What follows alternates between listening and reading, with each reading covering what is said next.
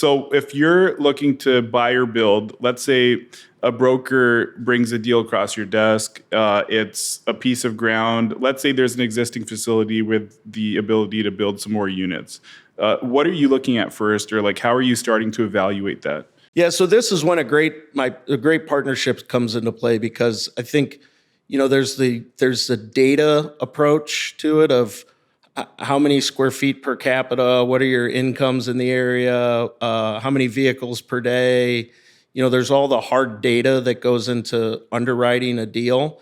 And then there's the ground itself, right? And kind of understanding where you are within the submarket. And I tend to focus on the ground itself. So if we get kind of a lead on an opportunity, within a week or two, fly there, wherever it is, and I spend a day just driving around the market to try to understand how the market's growing, what type of businesses are in the market, maybe where a new school was built. Schools can be good indicators of kind of where the population is growing. So look to see where the new schools are, look to see how traffic flows in the morning, in the afternoon, in the evening, really understand, in the end, is this a piece of ground that we would want to own forever, right? So you said earlier, short-term or long-term. I think from a real estate perspective, you always want to say, is this ground I want to own forever? Because even if you acquire it and you get permitted, if you've gone through the Great Recession, you can see how the rug can be pulled out of you at an instant, right? You always want to be prepared to adapt. And so what's your backup plan? What's your backup to your backup? Are you going to be okay holding this ground for a period of time?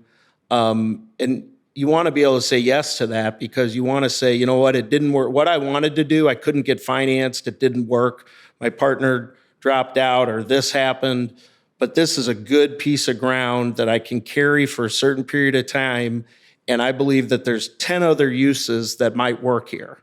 And so I would always lean towards buying better ground, paying more for better ground than just trying to get a deal somewhere, because you get what you pay for.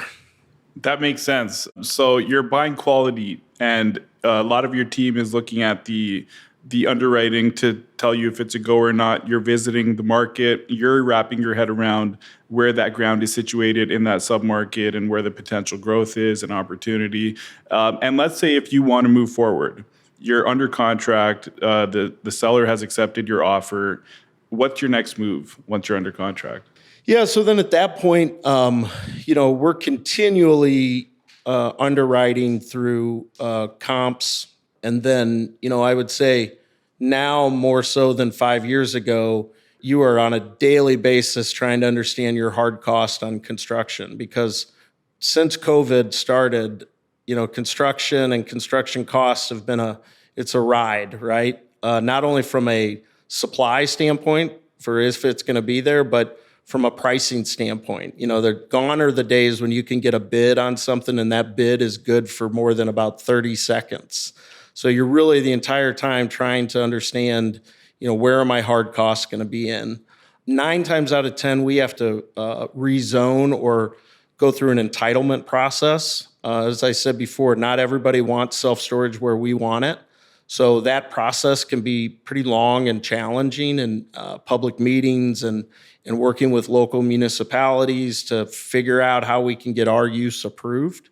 And so the whole time we're doing that, we're also measuring the comps in the market to see, are the rates holding to where we think they need to be holding so that we can afford to build the project that we want to build.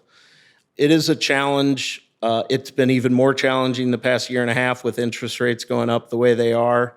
And, you're constantly reevaluating the deals, right? And so, but once we feel like we've got a good pro forma for how we could see 5 years of lease up in a property, at that point we work with our lenders to figure out which lender will be the best for that project, so that we're prepared to close at that time. Self-storage we're the tortoise. We don't, the day you open, you're empty. The second day you might be empty. The third day you hope you get a customer, right? And so getting lenders to understand that process, that it's not a fast-paced lease up, that it's slow and steady, that can be a challenge. But we're in a great market with some very strong lenders that understand the asset class, and we've really been blessed to be able to find some both great partners like Keeley Properties and also some great lenders in the market.